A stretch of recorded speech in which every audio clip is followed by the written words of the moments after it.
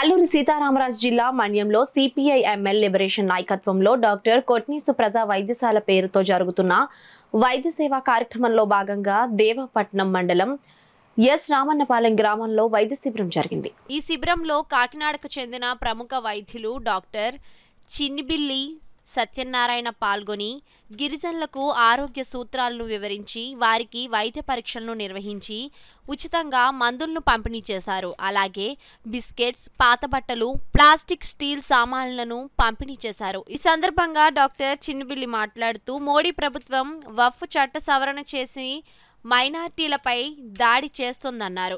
కార్యక్రమంలో CPI ML liberation Kakinada జిల్లా కార్యదర్శి ఏనుగుపాటి అర్జునరావు, జన సాంస్కృతిక మండలి జిల్లా అధ్యక్షులు సోమిశెట్టి ప్రసాదరావు, కార్యదర్శి పల్లా శ్రీను, గిరిజన హక్కుల సాధన సంఘం రాష్ట్ర కన్వీనర్ బచ్చల విప్లవ కుమార్, జై భీమ్ ఆటో యూనియన్ అధ్యక్షులు రాంబాబు, జన సాంస్కృతిక మండలి సభ్యులు శామ్యేలు, రాజు, సింహాచలం, విలియం షేక్స్పియర్, అశోక్ తదితరులు పాల్గొన్నారు.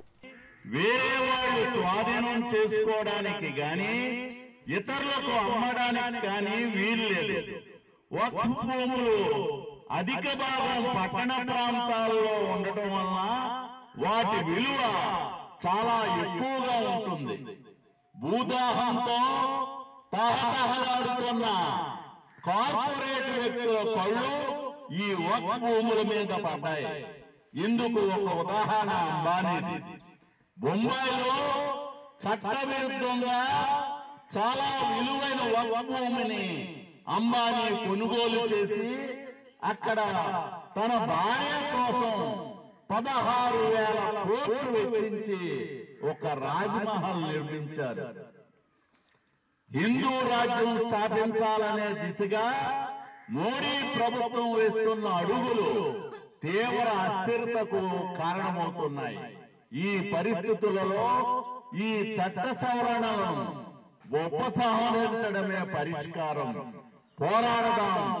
ప్రజాస్వామ్యం, సోషలిజం, దేశ విముక్తి కోసం. లాల్ సలాం, లాల్ సలాం.